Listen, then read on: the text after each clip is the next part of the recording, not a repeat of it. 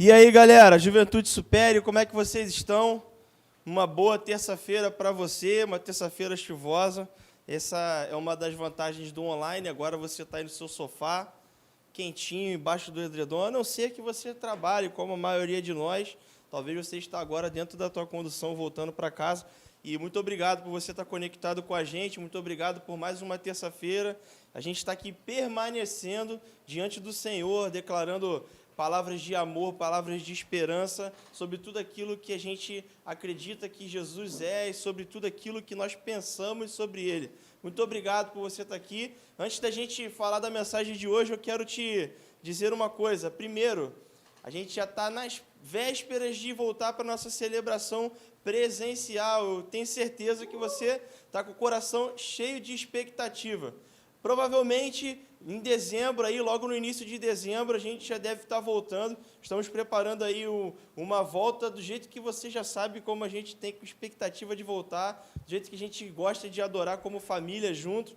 E a gente tem uma programação muito legal para fazer, então estamos no momento de planejar ainda. Mas eu queria o quê? Que você começasse a interceder por esse retorno, interceder para que essas últimas etapas da obra fluam de maneira orgânica e natural, que tudo aconteça de acordo com a paz de Deus, que ela excede o nosso entendimento, porque até agora aconteceram muitos desafios para a obra. Você pode estar vendo as obras nos vídeos que você tem visto em casa e achar que está tudo fluindo tranquilo e calmo, mas, na verdade, muitos desafios acontecem. Só que o Senhor tem nos concedido a bênção de vitórias sobre vitórias, graças à sua fidelidade, graças a você estar permanecendo junto conosco, e a gente está na reta final. Então, qual é o meu convite para você? Que você continue sendo fiel, que você continue como família junto da sua família de fé, a Igreja Batista Supere, que você continue em oração com a gente, e a gente está planejando, talvez na semana que vem, uma data, vamos comunicar aí pelas redes sociais, provavelmente vai ser na própria terça, da gente se encontrar aqui com quem pode, quem não faz parte do grupo de risco, quem está livre para poder circular, com todos os cuidados, a gente está aqui juntos, orando aqui pela obra, orando aqui no espaço, pelo nosso retorno. Eu queria contar com você com isso, porque esse momento que nós estamos vivendo de reformar o templo, reformar para um novo retorno, uma nova volta, a gente voltar à celebração presencial, tem tudo a ver com o que eu quero compartilhar com você nessa noite. O tema da mensagem dessa noite é Reforme-se. E nós estamos baseando essa mensagem num acontecimento muito especial que nós comemoramos no sábado agora, que é 503 anos da Reforma Protestante. Calma, não é da atualização da Bíblia, não vou falar sobre isso essa noite, você já tem bastante gente falando sobre isso. Eu quero falar sobre a Reforma Protestante, sobre a reforma que nos trouxe o que nós vivemos hoje como igreja. Talvez você não saiba, mas muitos dos nossos costumes, muito da liberdade que nós temos hoje, foi graças a um movimento que iniciou-se pouco mais de 503 anos atrás. No dia 31 de outubro de 1517, Martinho Lutero fixava lá na parede da igreja do castelo de Wittenberg. Speak English. As 95 teses, e ali ele fazia um convite, ou ele dizia coisas basilares para uma reforma na maneira de se viver igreja naquela época. Era um movimento que iria transformar a maneira como a galera vivia igreja naquela época, com a maneira de celebrar em conjunto, a maneira de ser igreja. Esse processo chamava a gente para uma recapitulação. Martinho Lutero propôs, foi exatamente isso.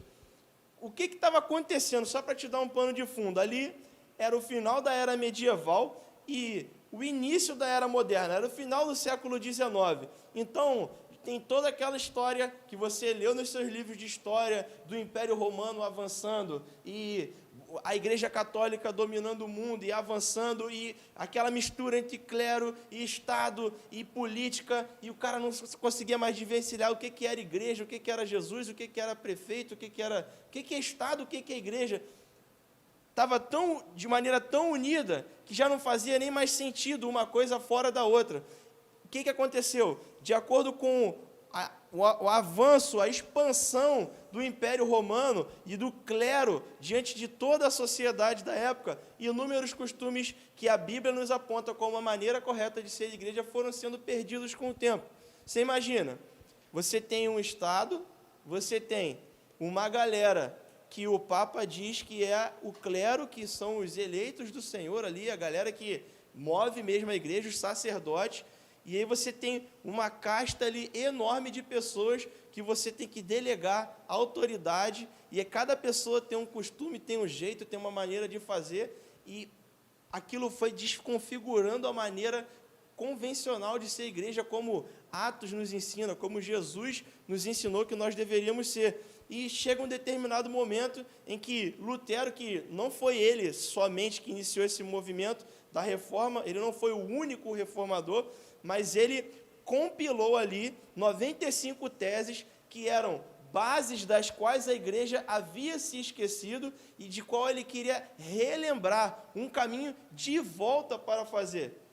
Nessa época, desde o Edito de Milão, de 313, de Constantino, nessa época, muita coisa dos fundamentos bíblicos que Jesus nos ensinou, que os apóstolos nos ensinaram, que os antigos pais da fé nos ensinaram, já havia sido perdido. E você abriu espaço para barbáries, como o Tribunal da Inquisição, por exemplo.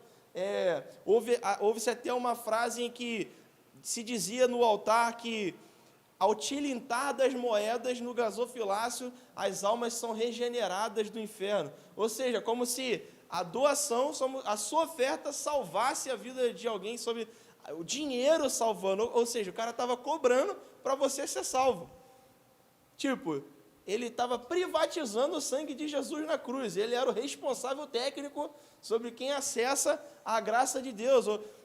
Barbáries desse tipo foram concedidas, mas não foi de uma vez só.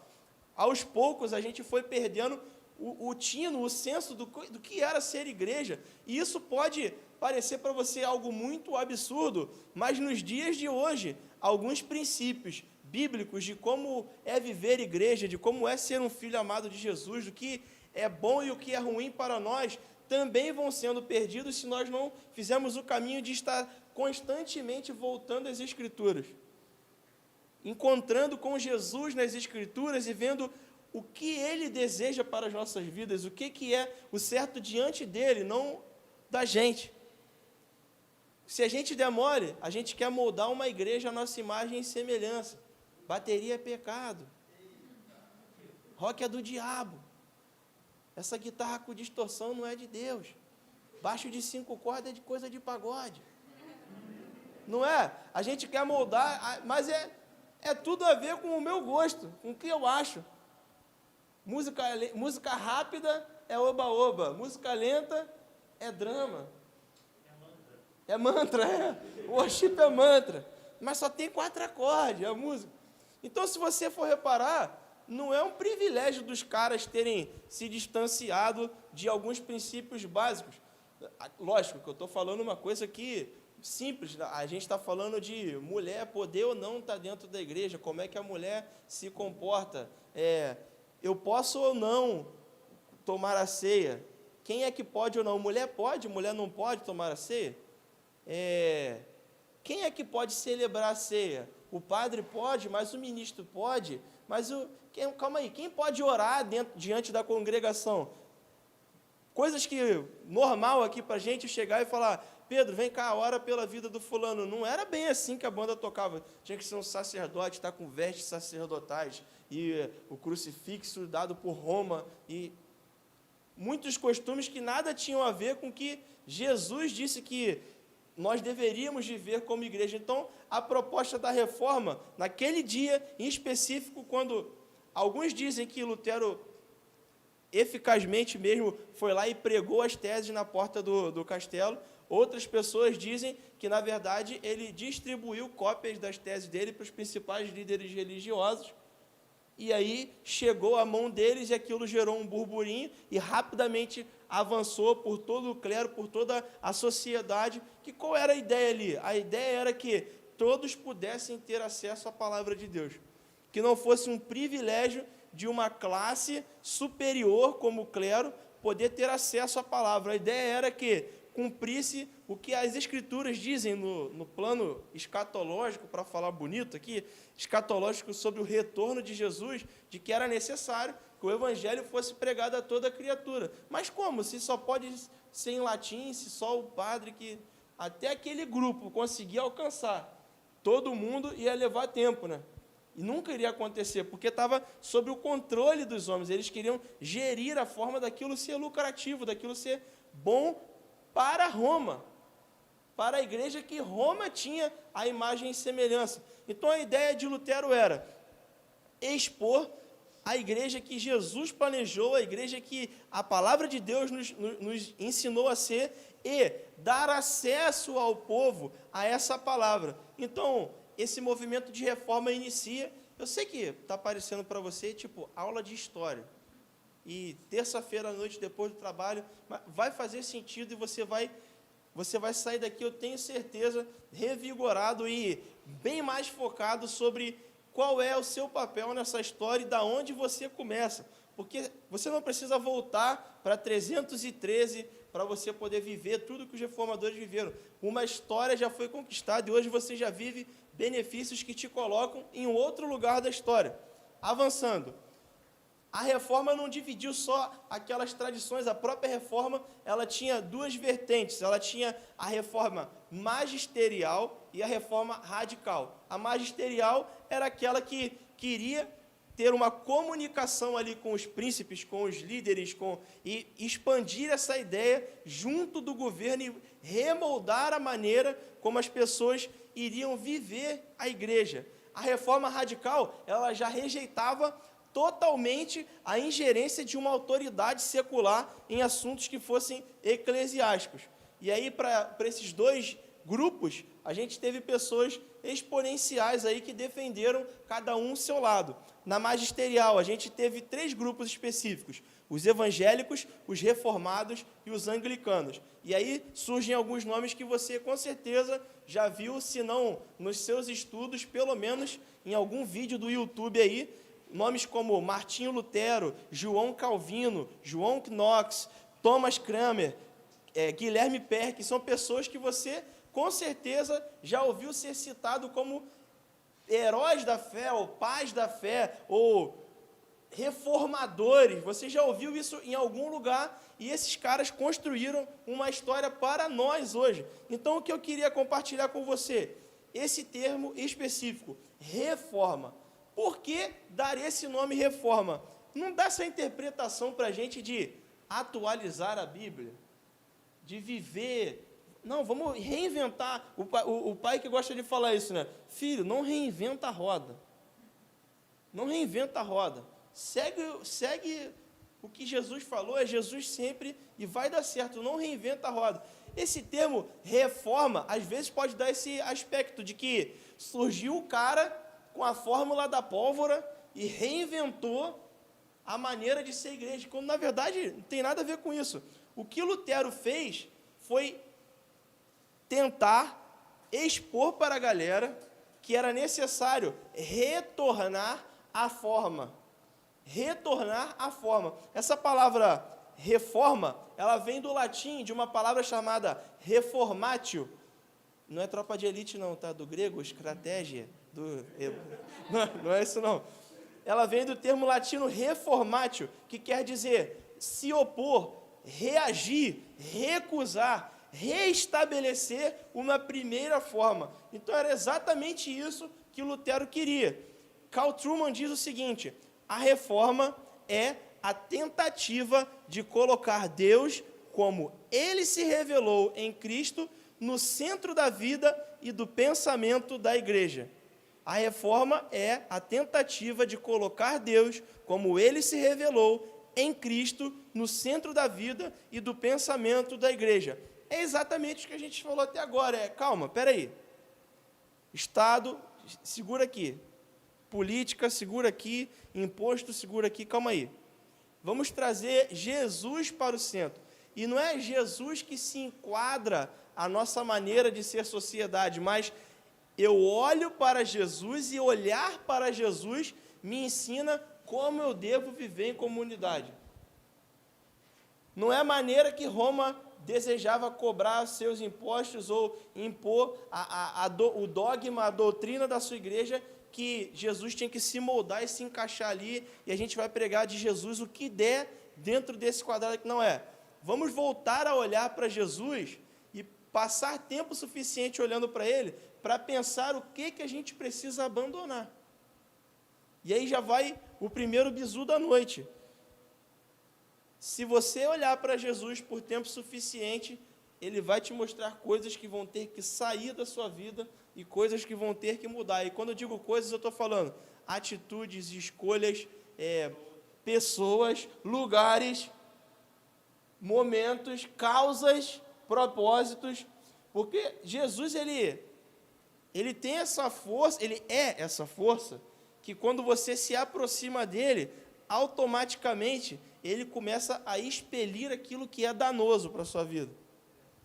Olhar para ele faz com que eu perceba, na verdade, o que eu preciso no lugar daquilo que eu estou carregando.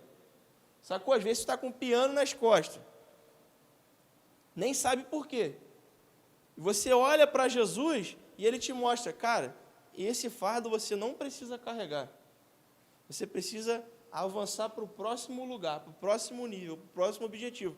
Ao se aproximar dele, a gente vê o que nós precisamos reformar na nossa vida, para estar em condições de estar próximo dele, para estar em condições de avançar em conhecer a ele. E aí, desse compilado de 95 teses de Lutero, os estudiosos foram e separaram 5 bases principais. Os reformadores que destrincharam todas essas 95 teses, criaram 5 bases principais, das quais Lutero estava falando nas 95 teses, que com certeza você já viu em algum lugar, são os 5 solas. E aí a gente botou lá no Instagram do Supério, qual sola da reforma você precisa reformar nesses dias? Sola gratia, sola escritura, solos Christus ou solamento? Geral falou que está no solamento. A rapaziada falou que está no solamento. E aí, aquelas perguntas de caixinha, né? Mas, Diego, você está querendo dizer que a igreja precisa ser reformada? Você está falando que a gente precisa protestar? Você está falando isso, que a igreja de hoje tem que protestar e tem que se reformar? É exatamente isso que eu estou falando. Eu estou falando não porque eu quero, mas é porque é a maneira que Jesus nos ensinou a viver. Jesus nos ensinou que a reforma da igreja aponta a sua relevância no mundo. A igreja que não se adapta aos novos tempos, ela fica obsoleta porque ela não consegue comunicar aos novos tempos. Sabe por que a gente não tem mais igreja como no tempo de Lutero? Porque a gente não vive mais no tempo de Lutero, a gente vive em outra realidade, a gente vive em outro tempo. E a gente não precisa mudar o que vem dentro do conteúdo, mas a gente precisa mudar a forma de comunicar esse conteúdo, para que ele seja mais prático, dinâmico e eficaz. Jesus pregava do jeito mais moderno para a época dele. Jesus não pregava de outra forma. Ele usava todo o recurso que ele tinha à disposição. Não duvide, se Jesus tivesse um microfone e uma caixa, você ia ver o que ele ia fazer em Israel. Jesus não usava um iPad porque não tinha, porque se tivesse, ele ia usar a tecnologia à disposição que tivesse no momento, porque o objetivo dele era, claro, comunicar a mensagem do Pai, e o que ele pudesse dispor de recursos para isso, ele o faria, como o fez. Ou você acha que foi luxo de Jesus entrar no barco de Pedro e pedir para ele virar? Ali era o auge da física, irmão. Se eu ficar aqui, a minha voz vai se propagar com as ondas, e as ondas vão levar a minha voz, então quem está lá vai ouvir. Então, a igreja precisa ser relevante no seu tempo, a igreja precisa se reformar naquilo que ela se perde com o decorrer do tempo, não pelo fato da igreja, mas pelo fato de que nós, como homens, muitas vezes nos distanciamos do ideal. Quantas vezes essa semana você já se distanciou do ideal que Jesus tem para você na sua palavra? É só você tirar. Se você, um ser humano único, se distancia diariamente diversas vezes, imagina um grupo de pessoas, cada um pensando de um jeito. Então, a todo tempo nós devemos retornar à forma que Jesus nos deu. Então, a igreja aponta a sua relevância no mundo, a reforma da igreja. O protesto da igreja, a igreja ser protestante, defende os valores da palavra e a sua aplicação da verdade do mundo. Você não foi feito para ser um zero à esquerda. Você foi feito para ser alguém que tem uma causa. A sua causa é o evangelho da cruz de Cristo, é o Cristo ressurreto que morreu para nos salvar, para nos resgatar. Ou seja, a sua vida tem uma missão: comunicar que Jesus venceu a cruz e que Ele está à espera de você, à espera de quem está do seu lado, à espera dos seus amigos. Então a igreja, ela protesta porque ela não aceita os avanços do reino das trevas, ela não aceita os movimentos de Satanás, mas ela protesta contra toda a investida do maligno, demonstrando a verdade em Jesus. A igreja não pode parar de se reformar de maneira nenhuma. A igreja não pode parar de se reformar de maneira nenhuma, e nem de protestar. Jesus disse o seguinte: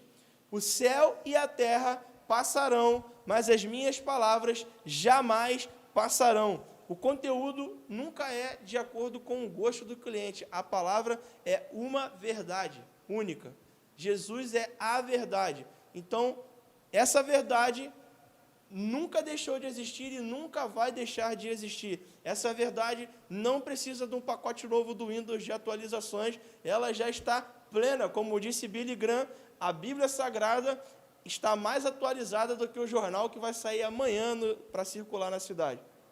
A palavra de Deus nunca irá passar. Provérbios 19, 21 diz o seguinte: muitos são os planos no coração do homem, mas o que prevalece é o propósito do Senhor. Muitos são os planos no coração do homem, mas o que prevalece é o propósito do Senhor. A resposta para esse mundo está sempre e sempre estará na palavra eterna de Deus. As suas palavras sempre serão as mesmas, as suas palavras prevalecerão até o fim. Então, eu quero te fazer 5 convites nessa noite. E eu vou te dar 6 de bônus. Eu quero te fazer 5 convites e o 6º é bônus, vai por conta da casa. E os convites são para retornar a esse movimento de reforma e nos reformarmos no dia de hoje, para que você também se reforme aí na sua casa. Então, baseado nos 5 solas da reforma protestante, para viver sola escritura. Pega o seu papel e caneta. Para viver sola escritura. Vou abusar aqui hoje na tradução. Sola é somente. Então, toda vez que eu falar sola, a palavra é somente. Para viver sola escritura, ou somente a escritura. Primeiro princípio: encontre todas as suas respostas na Bíblia Sagrada. Ontem na célula, a gente conversava sobre ser uma resposta numa situação de injustiça. E aí a gente estava debatendo lá sobre como você pode ser uma resposta, e eu compartilhei o meu pensamento. Eu digo que a Bíblia tem resposta para todas as situações, justas e injustas, desafiadoras, de alegria, momento de tristeza, momento de felicidade, momento de que você não sabe para onde ir, onde não tem uma luz no final do túnel. A Bíblia tem resposta para todas as situações. Então, como que às vezes a gente se encontra sem resposta? A questão não é se a Bíblia tem ou não tem resposta, a questão é eu desconhecer as respostas que a Bíblia tem. Então, tenha certeza, toda vez que você se encontra num beco sem saída e você não enxerga uma solução, você não vê uma resposta de Deus para aquele momento, Deus não parou de falar, a gente que está distante demais para ouvir. Ou a gente está querendo, esperando Deus falar o que a gente quer que Ele diga. Ou nós desconhecemos as verdades que estão contidas na palavra do Senhor, a verdade que é a palavra do Senhor. Então, decida encontrar todas as suas respostas na Bíblia. Vamos ler juntos Hebreus 4, verso de número 12. Pois a palavra de Deus é viva e eficaz. Ela é mais afiada que qualquer espada de 2 gumes. Ela penetra ao ponto de dividir alma de espírito, juntas de medulas, e julga os pensamentos e intenções do coração. Versão traduzida, Baixada Fluminense, nos dias de hoje. A Bíblia separa o que é caô do que não é caô. Não adianta inventar história. A palavra de Deus, ela penetra no íntimo do coração, ela vai lá onde tu está falando, não, pode confiar, e fala, é caô. Não confia que é caô. A palavra do Senhor, ela tem essa capacidade, ela é viva e eficaz, ou seja, ela vai direto ao ponto. Eu não sei se você já teve essa experiência de você estar diante de uma situação, você está pronto para tomar uma atitude, e vem um versículo, ou você lembra de algo da palavra e fala assim, pô, cara, não vou não. A Bíblia é capaz de fazer a gente discernir o que é do que não é. Ela é viva e eficaz. Naquele momento em que você precisar, ela vai te ensinar a separar o certo do errado. Martinho Lutero tem uma frase que é a seguinte: o verdadeiro tesouro da igreja é o Santíssimo Evangelho da glória e da graça de Deus. O verdadeiro tesouro da igreja é o Santíssimo Evangelho da glória e da graça de Deus. E essa glória, essa graça, esse evangelho, você só vai conhecer de uma forma: relacionamento profundo e intenso de devoção com a palavra do Senhor.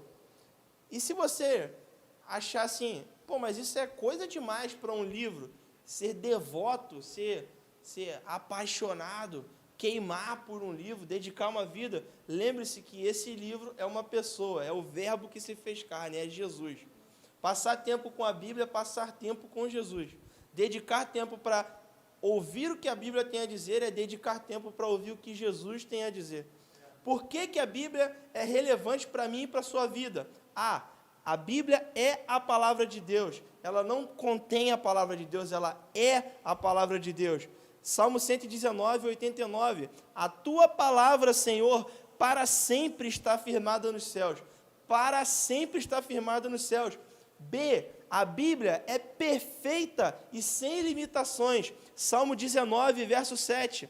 A lei do Senhor é perfeita e revigora a alma. Os testemunhos do Senhor são dignos de confiança e tornam sábios os inexperientes. Esse versículo está dizendo que assim, os testemunhos do Senhor, ou seja, olhar para o que Deus fez na vida de outra pessoa, olhar para o que Deus fez na vida de outra pessoa é digno de confiança. E é isso que torna os inexperientes sábios. É uma forma bonita de dizer, você pode olhar para o que Deus fez na vida dos primeiros homens da palavra do Senhor, e através dele você vai ser experiente, vai se tornar experiente para viver os seus dias. Porque certamente, se o Senhor fez na vida deles, Ele pode e irá fazer na sua vida, de acordo com a sua vontade. C, a Bíblia te dá princípios eternos para a vida prática. Tiago 1, 25. Mas o homem que observa atentamente a lei perfeita que traz a liberdade e persevera na prática dessa lei, não esquecendo o que ouviu, mas praticando, será feliz naquilo que fizer. Deixa eu te dar um pause nesse versículo. Você viu quantos se tem nesse versículo? Olha só, quantas condições tem nesse versículo. Mas o homem que observa atentamente. Então, primeiro, observar atentamente a lei perfeita que traz a liberdade. Segundo, e persevera na prática dessa lei. Então, observo a lei, persevero na prática da lei, não me esqueço do que eu ouvi, coloco em prática o que eu ouvi, aí eu vou ser feliz em tudo aquilo que eu fizer. Ouvir, o pastor Alex tem uma didática para isso aí. A palavra entra pelo teu ouvido, o teu cérebro interpreta. Mas você tem que passar tempo com Deus para que essa palavra faça o caminho até o seu coração. Porque do seu coração, você vai começar a colocá-la em prática. Se ela ficar só na mente, ela se torna portfólio para ganhar argumento. E a gente já está saturado de doutor de texto bíblico para discutir em comentário de Twitter, né? A gente precisa, de fato, que essa palavra finque no nosso coração, que essa semente germine no nosso coração e que a gente produza frutos para que outras pessoas se alimentem dessa palavra. Letra D, a Bíblia supre todas as suas necessidades. Salmo 107, espera aí que deu ruim aqui, o inimigo está furioso. Salmo 107, versículo 20. Ele enviou a sua palavra e os curou e os livrou da morte. Ou seja, a vida que nós precisamos, a cura que nós precisamos, está na palavra que o Senhor já enviou para nós. Ele supre todas as nossas necessidades. Letra E, a Bíblia revela o suficiente para que nós vivamos plenamente, em plenitude. 2 Timóteo 3, 16 ao 17. Toda a Escritura é inspirada por Deus e útil para o ensino, para a repreensão, para a correção e para a instrução na justiça, para que o homem de Deus seja apto, plenamente preparado para toda boa obra. Ou seja, o homem que é apto para toda boa obra, o homem que vai colocar em prática as palavras do Senhor, ele tem um processo de construção, ele é instruído na palavra de justiça, ele é exortado, repreendido, moldado, esticado, apertado. Por quê? Porque a palavra precisa construir em nós estrutura suficiente para que nós estejamos firmes, resistentes para colocar em prática a boa obra do Senhor. Para que nós não nos deixemos pensar ou nos levar para o fato de que a obra que a gente possa vir a gerar no Senhor, a obra do ministério que o Senhor confiar a nós, para que esse movimento, para que o que a gente está fazendo, não venha dizer para nós de que isso é o suficiente para alcançar a Deus e para que isso é o que Deus espera de nós. Nós não somos salvos, nós não somos resgatados para a vida eterna pelas obras que nós praticamos, mas nós somos salvos para as obras, não pelas obras. Nós somos salvos por Jesus para a boa obra dele, que é de comunicar o seu evangelho a toda criatura. Então, não salvo pelas obras, mas para as obras. A palavra de Deus então, é tudo isso, todas essas características que nós compartilhamos aqui, né, da letra A à letra E. A ideia é que a palavra de Deus, ela não traz para nós uma oportunidade de uma janela aberta no céu, de contato entre eu e Deus, mas a palavra de Deus não abre janelas no céu, ela abre portas no céu, porque a ideia não é que você só veja o céu, a ideia é que você avance em direção a ele, a ideia é de que pessoas vão em direção a ele, não é uma janela, é uma porta aberta em direção ao céu. Segundo, para você vivenciar sola gratia, desfrute da graça e da bondade de Deus. 2 Coríntios 12, 9. Olha só, deixa eu te falar uma coisa, antes de a gente ler isso aqui.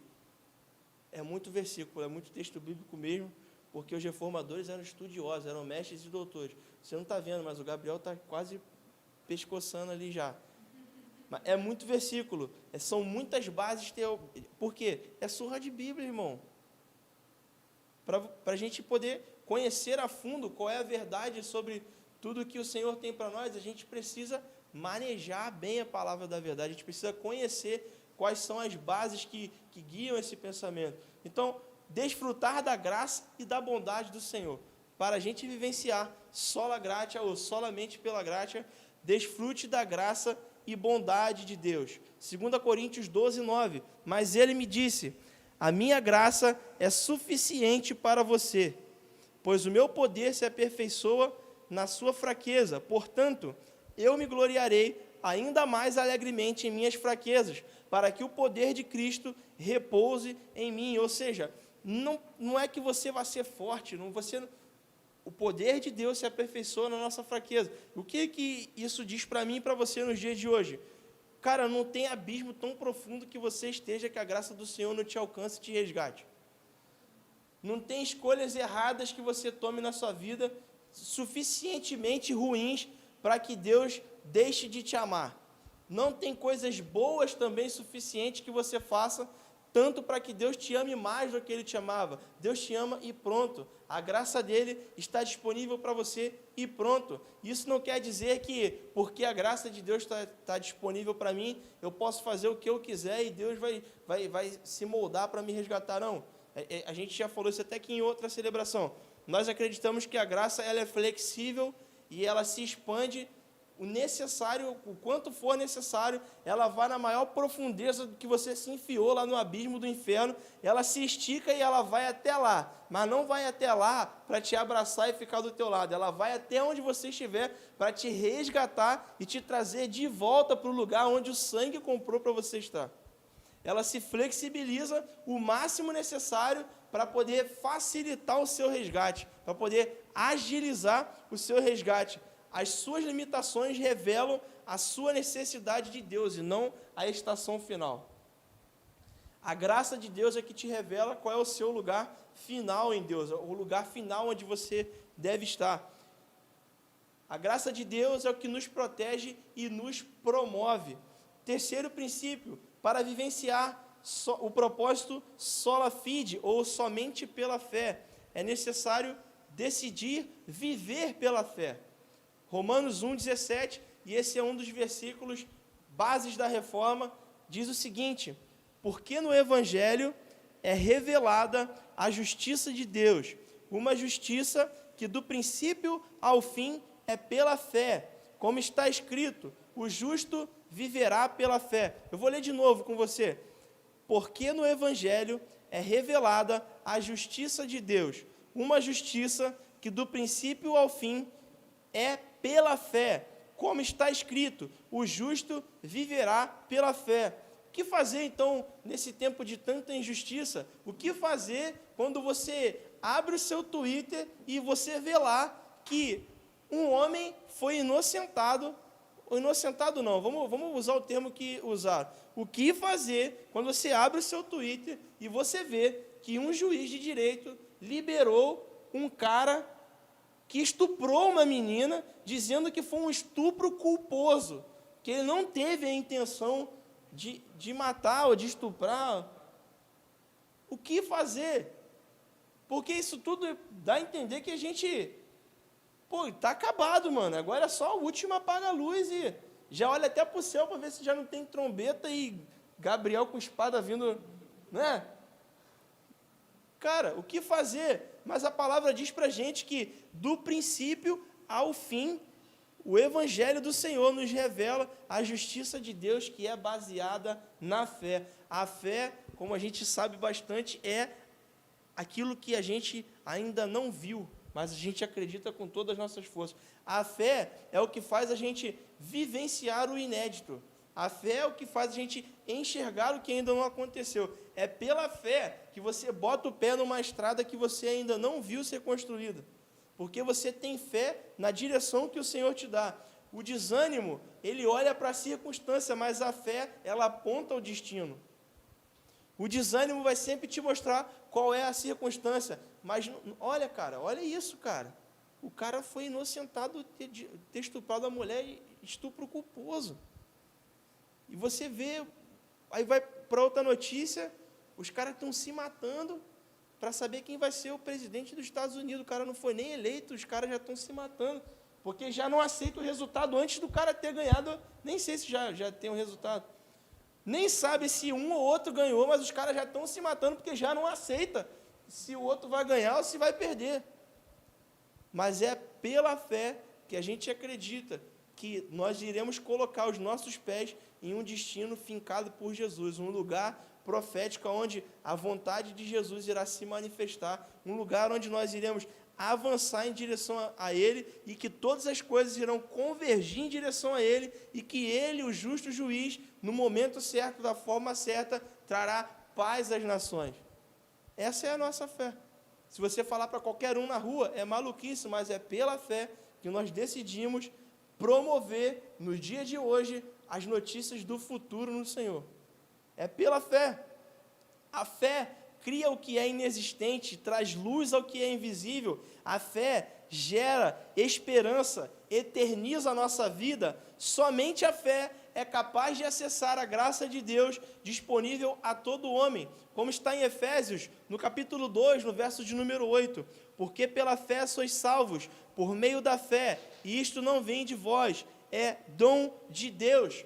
John Dawson diz o seguinte: fé é receber o conhecimento da habilidade e do caráter de Deus. Fé é você acessar o conhecimento, você saber o quão habilidoso Deus é para fazer o que Ele tem para fazer e qual é o tipo de caráter do Pai que você tem.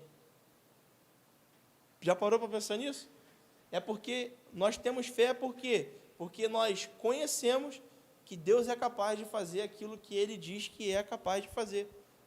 que Ele vai fazer como sempre fez até hoje. É porque nós temos fé, porque nós temos conhecimento disso. Nós temos conhecimento do tipo de caráter que o nosso Pai tem. Esse é o combustível da nossa fé. Conhecer a Deus e conhecer a obra de Jesus e conhecer o Evangelho que nós acessamos através dele. É pela fé. Hebreus 11:6 diz o seguinte: sem fé é impossível agradar a Deus, pois quem dele se aproxima precisa crer que ele existe e que recompensa aqueles que o amam. O caminho para agradar, acessar a Deus é através da fé. Então, que você decida hoje viver sola fide. É sola o quê? Sola fide, cara. Tá vendo, mano? É muita palavra, cara. Não estou com o meu Speak English, meu Google Tradutor, eu sei que não, né? É latim, né, cara? Pior ainda, né? Para vivenciar o só lhe deu glória, ou só a Deus a glória, nós precisamos refletir a glória de Deus através das nossas atitudes.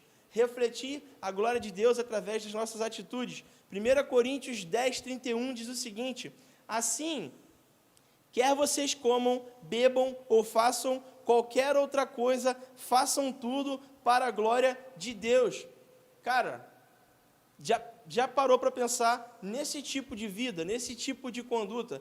Quer você beba, quer você coma, quer faça qualquer coisa, faça tudo para a glória de Deus. É acordar pensando em qual vai ser o seu próximo passo, para que você não deixe de dar glória a Deus no seu próximo passo.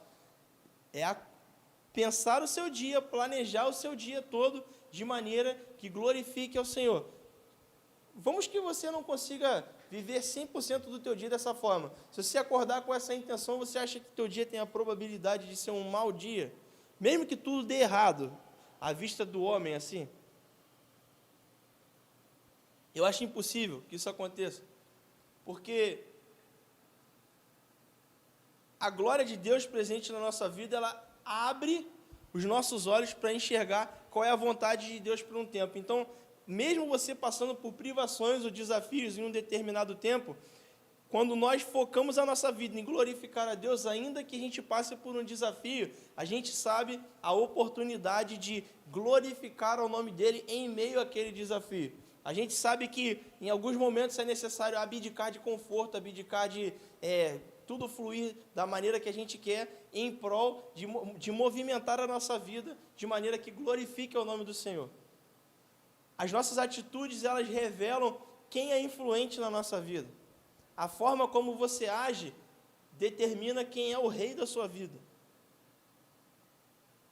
O nível de resposta aos desafios do seu dia determina quem governa a sua vida.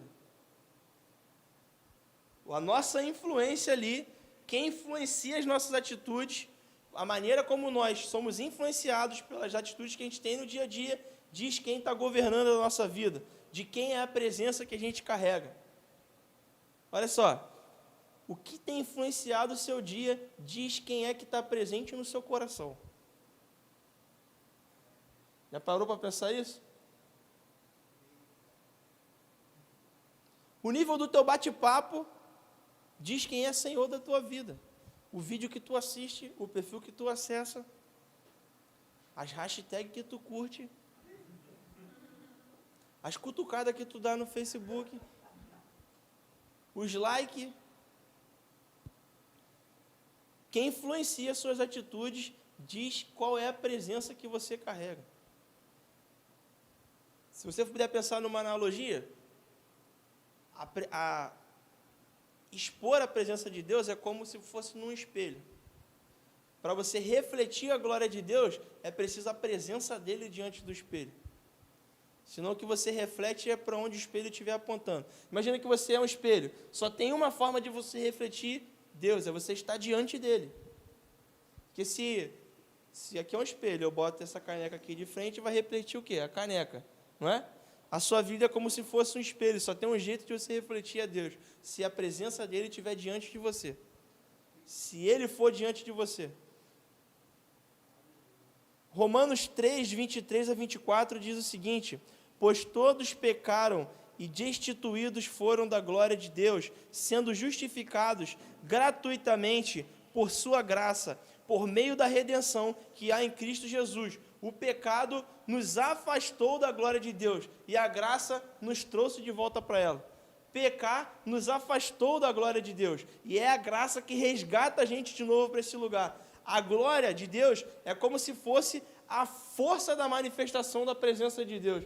Quando você fala assim, ô glória, a força da manifestação de Deus está presente naquele lugar. Então, quando você fala de um ambiente cheio da glória de Deus, é um ambiente cheio da manifestação da força de Deus naquele ambiente. Então, o que nós acreditamos como igreja, o que nós acreditamos como juventude, é numa juventude cheia da glória de Deus, que vai agir com força diante da sociedade, que vai ser uma resposta. Cara, a sua preocupação não tem que ser como pode um juiz de direito dar um veredito desse de que foi um estupro culposo. Você não tem que focar nisso, você tem que focar em quais são os passos que eu devo tomar para que amanhã eu seja o juiz que vai dar uma decisão cristocêntrica em uma causa como essa. Você não tem que pensar o quão bom ou quão ruim é o nosso atual presidente, ou quão bom ou quão ruim vai ser o Biden ou o Trump ganhar na eleição dos Estados Unidos, mas é pensar quem vão ser os novos políticos que vão acessar, quem vai ser você como resposta, se o ensino está ruim nas escolas, se as crianças têm aprendido coisas que não prestam. Que tal você se levantar como o próximo professor da geração que vai ensinar princípios cristocêntricos para as próximas crianças? Que tal você ser um agente dessa força impetuosa que é a glória de Deus na sociedade? Eu quero fazer essa proposta. Que tal reformar a sua maneira de pensar, assim como Paulo disse, que você renove o seu entendimento para que você, ao invés de dar respostas de desânimo, dar respostas de desafios para as situações de agora, você se torne uma resposta da glória de Deus para o ambiente onde você está inserido.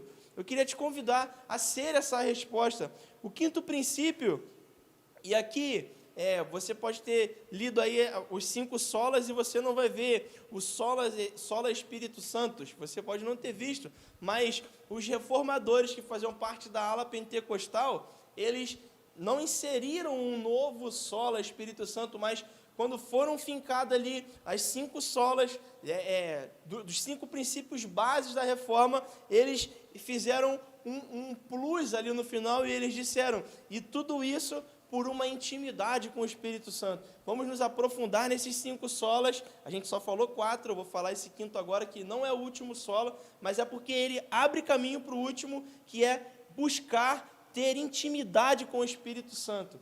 Buscar ter intimidade com o Espírito Santo de Deus. Efésios 5,18 diz, não se embriaguem com o vinho, que leva à libertinagem. Não se embriaguem com o vinho que leva à libertinagem, mas deixem-se encher pelo Espírito Santo. Convite da palavra de Deus, estar cheio do Espírito Santo. A questão mais difícil não é se encher do Espírito Santo, mas é esvaziar-se de si mesmo.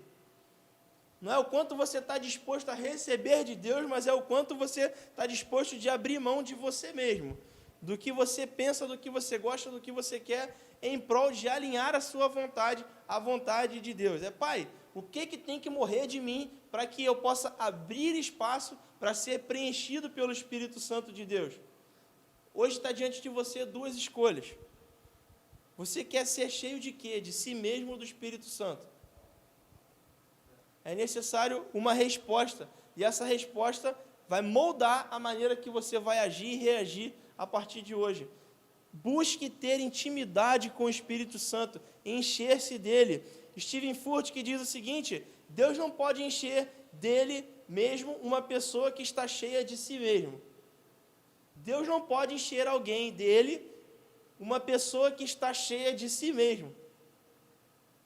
É simples. Não tem espaço para que o Espírito Santo complete o seu coração, então você precisa abrir espaço para que ele preencha a sua vida e te encha por completo. É se desprender de coisas que são vãs, se desprender de princípios que não estão focados na palavra do Senhor. O mais difícil não é ser cheio do Espírito, é esvaziar-se de si mesmo. E é só através de um relacionamento íntimo com o Espírito Santo que eu vou conseguir discernir o que eu preciso abandonar e o que eu preciso fazer de movimentos em direção ao Senhor, aonde eu preciso me aprofundar e aonde eu preciso abandonar de vez na minha vida, o que é. E por isso que eu falei do Espírito Santo, porque o sexto e último, que é um bônus, e para mim é o centro de todas as coisas, é o solus Christus, que é o solamente ou somente viver para Cristo, ou viver Cristo. E é o nosso sexto e último princípio de hoje, que diz: tenha um encontro pessoal com Jesus Cristo. Cada palavra desse princípio é intencional. Tenha, ou seja, é uma palavra ali imperativa, né? Que você tenha, de fato, um encontro pessoal com Cristo. Não é do que você ouviu outras pessoas falarem simplesmente, não é das relações de outras pessoas com Jesus, mas que você, propriamente dito, tenha um encontro pessoal com Jesus. Cara, isso aconteceu comigo quando eu cheguei aqui nessa igreja. Quando eu cheguei aqui eu falei essa palavra nessa igreja porque quando eu vim pensando assim, eu preciso arrumar um lugar para eu ficar. Eu estava mudando de igreja, eu não queria ficar sem igreja, preciso de arrumar um lugar para eu ficar. E aí eu vim para mais uma igreja. Eu fui em um montão de igreja, Bola de Neve, fui em um montão de lugar, maneiro pra caraca. O Bola de Neve era lá na Barra, não tinha como, né, cara? Muito longe. Fui em um monte de igreja. Mas quando eu cheguei aqui, quando eu sentei, estava tendo o culto da colheita no CR. E eu encontrei com Jesus, cara. Como diria o Thales Roberto, Jesus me achou. Quando eu sentei ali, eu tive um encontro com Jesus. Eu tenho um escritor chamado John Eldredge, que ele diz que a gente às vezes passa tanto tempo numa neblina do que as pessoas dizem que Jesus é, que quando a gente avança por detrás dessa neblina e a gente encontra com Ele face a face, a gente fica apaixonado, porque a gente tem um vislumbre da glória de quem Jesus é. Foi exatamente o que eu senti quando eu entrei nessa igreja pela primeira vez. Eu vi Jesus face a face, eu tive um encontro com Ele. Ele me encontrou e o pastor Alex tem uma frase incrível, que é a seguinte: um encontro com Jesus muda tudo.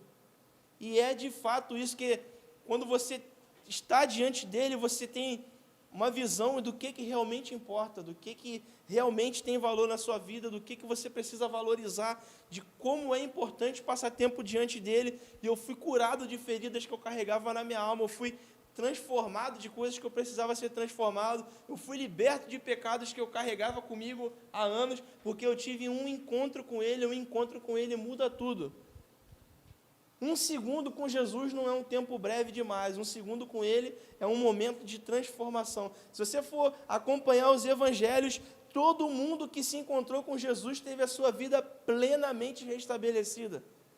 Alguns podem achar que, poxa, mas Jesus podia ter feito outras coisas. Jesus foi exatamente o que ele precisava ser, do jeito que ele precisava ser. Ele foi no momento em que ele esteve entre nós, e até hoje ele é o socorro bem presente na hora da angústia. Ele é exatamente a resposta que precisamos no momento em que precisamos. É Ele, ninguém mais. Até que nós tenhamos um encontro pessoal com Jesus, nós não começamos a viver. Walking Dead, está andando pela rua, crente que está abafando, morto-vivo, ser humano sem alma, ser sem luz. Até que essa frase do pastor Andrei, até que você tenha um encontro pessoal com Jesus, você não começou a viver. Somente um encontro com Jesus restaura a grandeza do propósito da sua existência.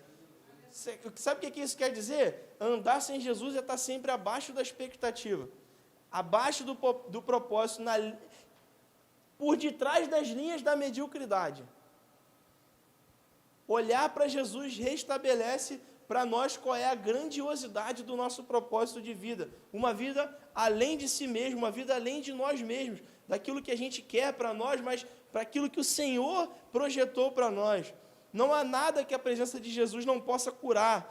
A vida que Deus planejou para você nunca teve a ver com religião ou com conhecimento. Não é a religião, não é o conhecimento, não é o tanto de livro que você leu, a quantidade de culto que você vai, o tanto de campanha que você participa, que vai fazer com que você viva o que Deus planejou para você, porque o que Deus planejou para você é um relacionamento de intimidade. É aquele conhecer muito, mas não do que fez muito esforço, mas de que passou muito tempo com ele. Sabe a diferença? É tipo assim, o cara que saca muito de uma matéria e o cara que é professor de uma matéria.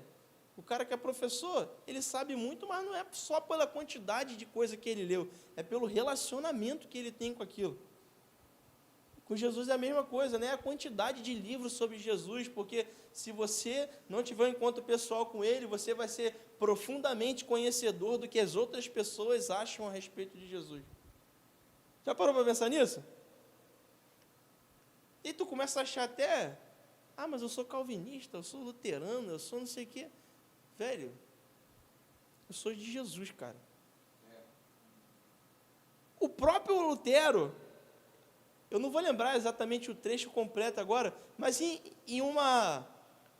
um dado momento em que as pessoas começaram a se chamar de luteranas, ele diz assim, como posso eu, um homem miserável, ele usa uma palavra muito grave, cara, assim, como se fosse um saco de porcaria, um homem miserável, um desgraçado como sou, como posso eu trazer para mim, por meu nome, as pessoas que seguem a Jesus? Tipo assim, como pode eu me permitir que os filhos de Cristo se chamem pelo meu nome impuro, luteranos? Eu sou de Cristo. Não é pelo que as outras pessoas dizem sobre as experiências que elas tiveram sobre Jesus. Porque deixa eu te falar uma coisa, cara, quando você pega um livro de teologia dessa largura aqui, quando você pega uma obra do C.S. Lewis, que tem, sei lá, só traduzido para o português, mais de 80 livros, e fora os que não traduziram para o português, quando você pega isso aí, esses caras, eles estão dizendo tudo o que eles viveram com Jesus, todas as experiências, o que eles acham, o que eles pensam, mas não é para te dar capacidade teórica, não, é para tentar, em alguma dessas páginas, mostrar para você o quanto foi divisor de águas para eles terem um encontro específico, eles mesmos com Jesus. É tipo, cara, eu vou escrever de todos os jeitos, eu vou fazer crônica de Nárnia, filme, vamos fazer romance, vamos fazer teologia sistemática, vamos fazer cristologia, vamos fazer tudo o que for necessário, porque não é possível, algum desse tipo de leitura, o cara vai gostar e ele vai entender como foi o meu encontro, e ele vai decidir se encontrar com Jesus, e se eu escrever 500 páginas para uma pessoa se render a Jesus, valeu a pena, porque foi a minha experiência. Essa é a experiência da reforma, é isso que a gente quer convidar você a hoje como reforme-se. Charles Spurgeon diz, se você procura Jesus subindo uma escada em direção ao conhecimento, desça, porque ele estará te esperando lá embaixo. O pastor Andrei tem uma frase que é a seguinte, o maior evento da história da humanidade não foi o homem pisar na lua, mas foi Jesus pisar na terra. O maior evento da história da humanidade não foi o homem pisar na lua, mas foi Jesus pisar na terra. Eu queria te convidar a deixar que todas essas verdades iluminem a sua vida a partir de hoje, que quando te perguntarem sobre a reforma protestante, que você diga de todo o coração que essa palavra do Senhor trouxe você novamente a forma de se viver igreja, de se viver Jesus, como no Salmo 119, versículo 105 diz, a tua palavra é a lâmpada que ilumina os meus passos e a luz que clareia o meu caminho. Entregue a Deus o seu caminho nessa noite, entregue o seu caminho, como o Salmo 37, verso 5 diz, entregue o seu caminho ao Senhor, confie nele e ele agirá. Deixa eu te falar uma coisa que as pessoas dizem ser cultura inútil. Quando você lê esse versículo aqui, a tua palavra é a lâmpada que ilumina os meus passos, ou a tua palavra é lâmpada, ou luz para os meus pés. Esse versículo aqui está dizendo sobre o hábito que o povo tinha de andar no deserto à noite, e aí no calçado deles, momento cultura, tá? No calçado deles, eles amarravam uma espécie de vela, porque deserto não tem poste, então é totalmente escuro, é breu total. Então eles amarravam uma espécie de vela nos pés dele, nos calçados, para que eles pudessem enxergar o próximo passo que eles iriam dar e eles conseguissem fazer o caminho na direção que eles tinham que fazer. Então, o meu desejo com essa palavra para essa noite é que o Senhor abra o seu coração de uma maneira tão surpreendente para a palavra dele, que os seus passos, o próximo passo, por menor que seja que você vai dar, seja iluminado à luz da palavra dele. Que essa palavra te liberte, te cure, te transforme e te envie para dias proféticos que você nem sonhou viver. Que o Senhor ainda essa semana marque encontros na sua palavra, com passagens que irão destravar a sua mente, destravar a sua vida para o seu destino no Senhor. Que hoje, ou durante essa semana, Ele se revele a você na sua palavra e que a sua vida nunca mais seja a mesma. Que hoje esteja nascendo um novo filho amado, que hoje esteja nascendo um leão que vai acordar os seus dias e viver na expectativa de um encontro com Jesus. Que você nunca mais menospreze um segundo diante da presença de Jesus, porque a presença de Jesus muda tudo na sua vida.